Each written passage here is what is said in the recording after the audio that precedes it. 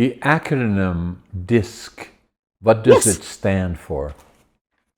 Well, it is literally, what you said, it's an acronym, and it stands for these four pieces of the different personality types. So if you look at an XY axis, we have everything in DISC is plotted there, and it's the Y axis is people oriented versus, excuse me, outgoing versus reserved, and the X axis is people oriented versus task oriented. So when we say we plot out in these different places, the first place that you look is starting at the top left, and this is the D in DISC.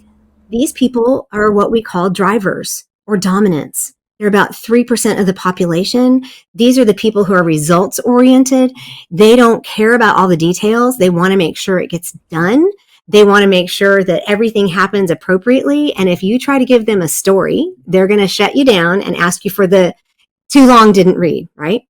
That's probably So me. is that you? It is. Yeah. Well, there are things that make us that way. I mean, because we're wired in a specific way to understand things, but things like ADHD will affect how you communicate, right? So if that's too much, then if you just need the details, part of that's your ADHD. You just need the details. I'm ready to move on. I've already processed it, Andrea, faster than you and five other people could process it. Let's go, right? With that Ferrari brain, right? So they're about 3% of the population, which is, I think, is kind of good, because if we had a bunch of drivers all the time, it would be really hard to drive any bus, right? I mean, it would just be too many drivers on the bus. So you need a good driver on your team. You need to know, if you're one of those people, you need to know how to use it and how to actually make it effective. The top right-hand quadrant are the I's, which these are people-oriented and outgoing. These are the influencers and the ones who make things happen. I'm a high I, right? I usually wear yellow. I actually have my yellow watch band on. It's just a Yeah. very sunny personality. We're about 11% of the population. We usually are the life of the party. I can My best and most effective way of diffusing conflict is through humor. And I can drop a one liner in, and some people will think it's funny and some people won't. But most of the time, eyes are the ones who bring life to everything.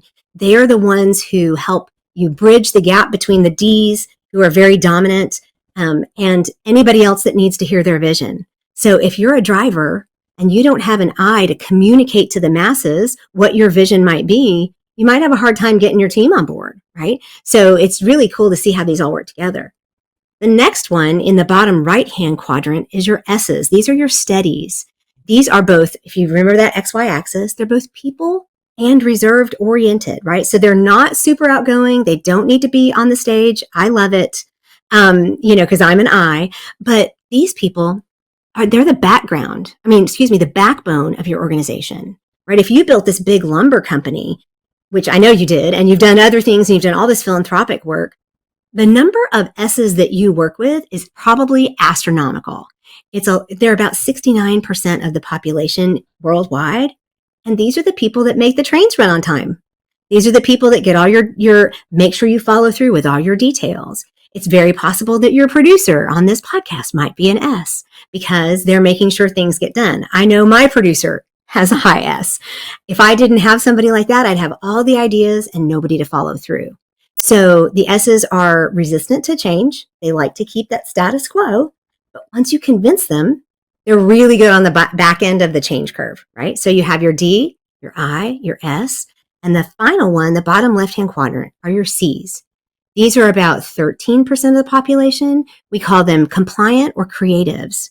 These are people who are task-oriented or project-oriented and very reserved.